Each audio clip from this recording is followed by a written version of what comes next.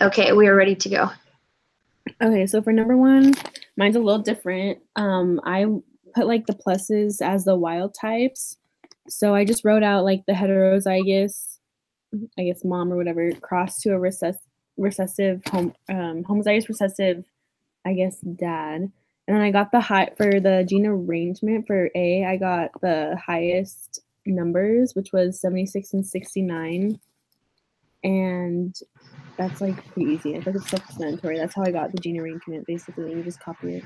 And for B, I took the D. What is that? What's the DCO? It's the lowest one. Double crossover something. Mm-hmm. I don't know.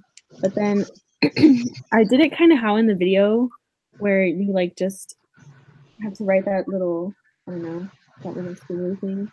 So I just wrote out all the 3 possibilities, and then I saw which would match more with the DCOs, and I got the wild type with the ragged, and then the mahogany and the agouti with the wild type. And then for C, I just like flipped because I guess for B the point is to make sure which one's in the middle, which is A. And for C, I just would flip the first allele and then got those numbers from the chart, and then I would flip the last allele and got those numbers. And then for the map distances, I got 17.5 for the RG allele and the A allele, and then 13.1 for the A allele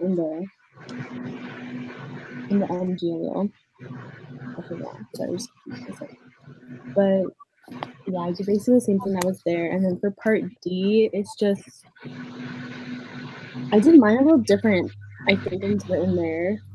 I multiplied like 0.0175 and 0.0131. I multiplied that by 206, the total amount of offspring. And then I divided 2, which is the DCOs, divided by 4.72, and then 4.24. So 1 minus that is 57.6%. For part D. Okay. Is it my turn too? Yes. Yeah. Perfect.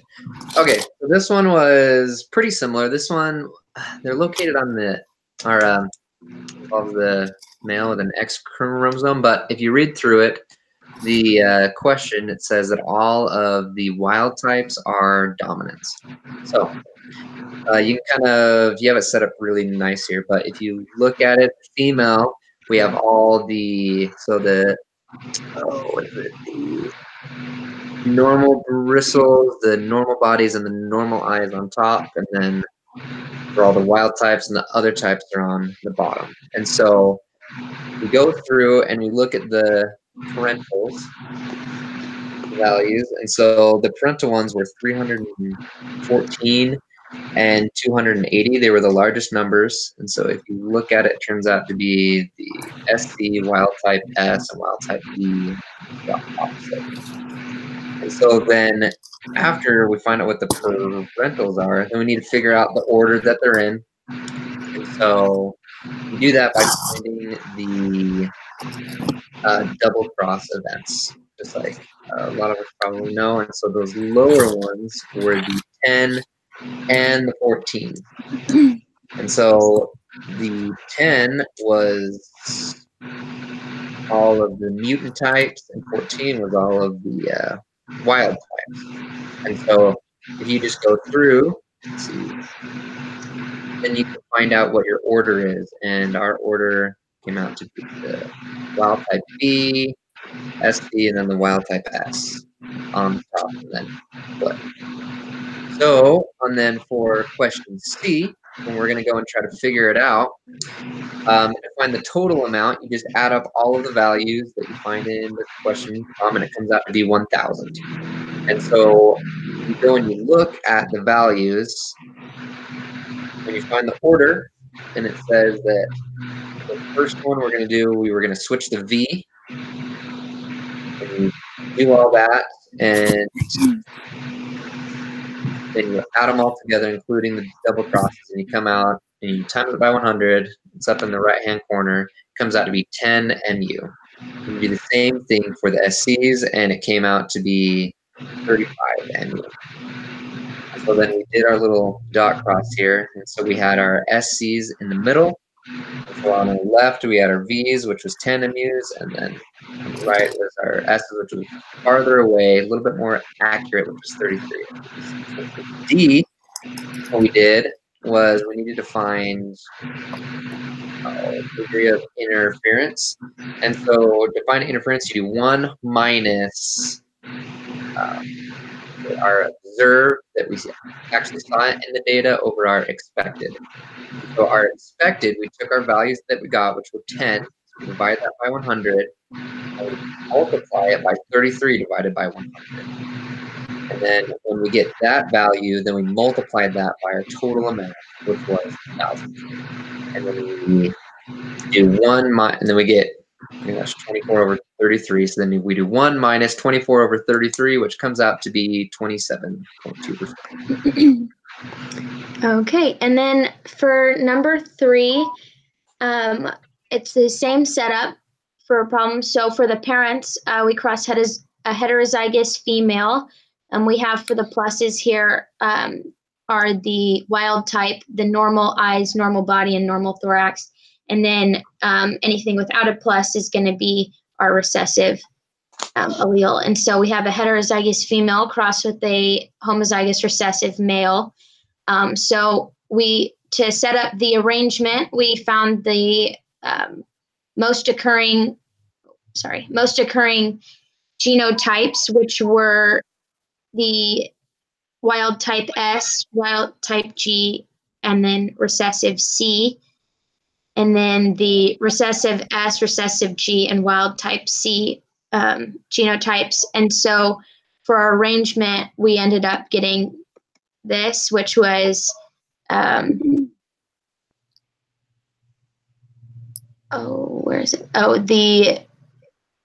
wild type G, recessive C, wild type S, and then recessive G, wild type C, and recessive S.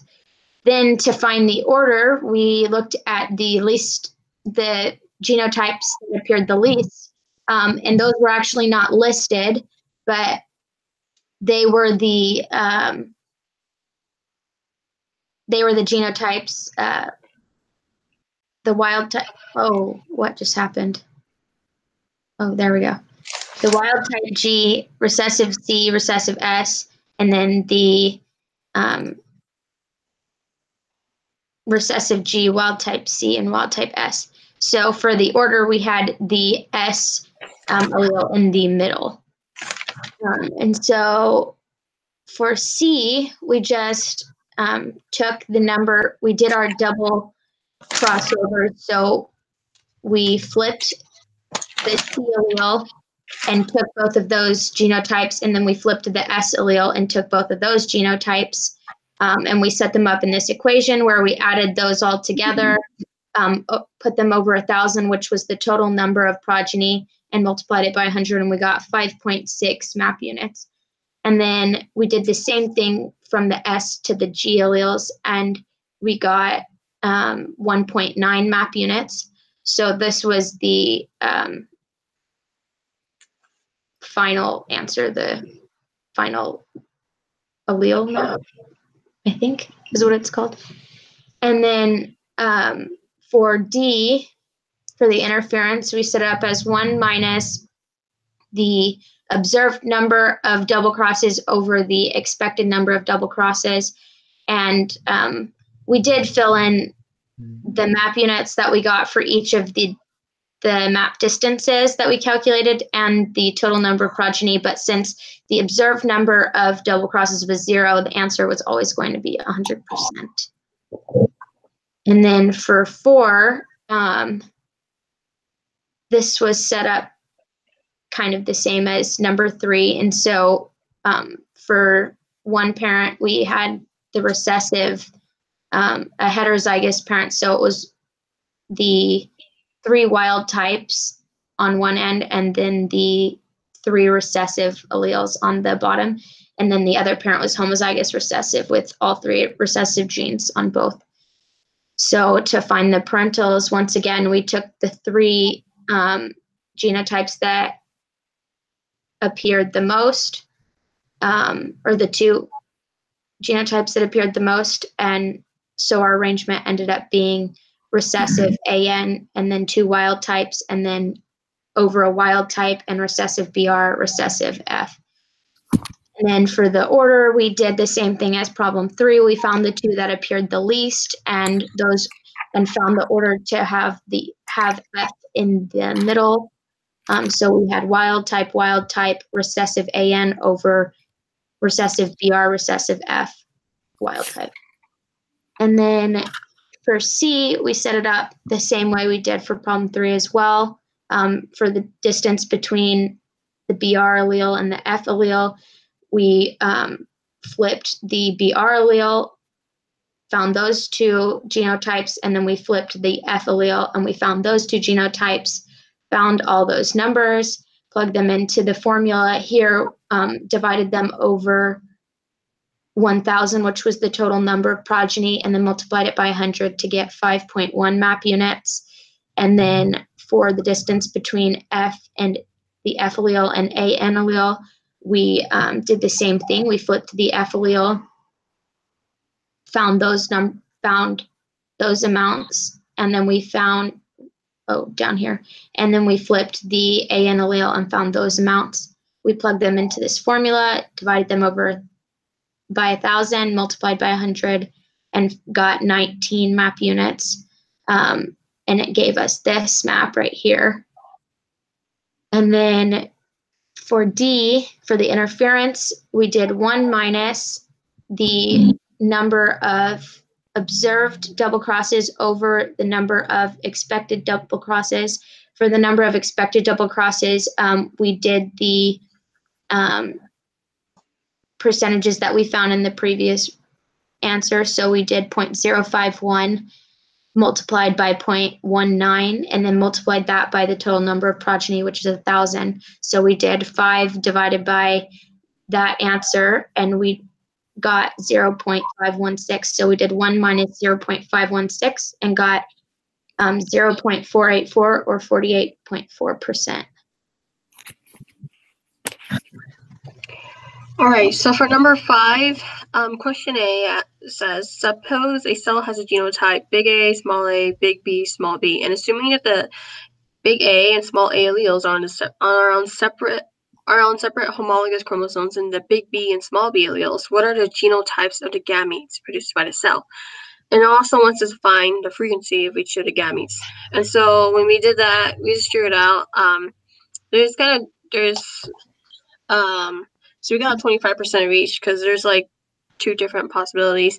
So we got big A, small b, small a, big B, big A, big B, and small a and small b. Each of them are 25%. So it's about, so that's the frequency. And then for question B, it says suppose a cell has a genotype big A, big B, small b. In this case, A is linked to B, big A is linked to big B, and small a is linked to small b. For this problem, assuming that crossing over does not occur, what are the genotypes of the gametes produced by a cell? And what is the frequency of each of the gametes? So because crossing over did not occur, there's only 2 possibilities, which is small a, small b, and big A, big B. Because those are the only 2 possibilities because crossing over didn't occur. And then for question C, it's the same setup except crossing over did occur. So because crossing over did occur, we have the possibilities of, so it's asking for what are the genotypes of the gametes produced by the cell if crossing over did occur. So it's just small a, small b, big A, big B, small a, big B, big A, and small b. And this question didn't ask for the frequency, just asked for the genotypes. And then for D, it says refer to question C, and we're trying to find the map units between the A alleles, like the big A and small a alleles, and the big B and small b alleles. Well, it says the map distance is 7.8 map units, and it's asking for what is the frequency of each of the gametes produced by the cell. So to find that, so there's a 1% recombinant frequency because of the one map unit. I mean per or one map unit.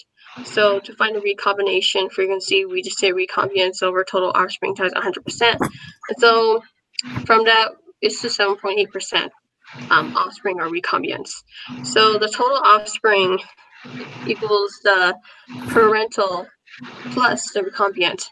So we just minus 7.8% from 100%. So we found out the parental is 92.2%.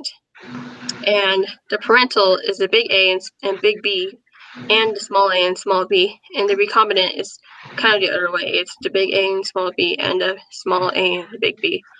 So we just divided the 92.2% divided that by 2 and got 46.1. So that 46.1 is the big A and big B and the small a and small b. And then we divided the 7.8 by 2 and we got 3.9%. So the big A and small b is 3.9 and then small a and small b is 3.9%. So that's our answer. Okay, and I think that's it, right, guys? Yeah. Yeah. Okay, perfect. Cool.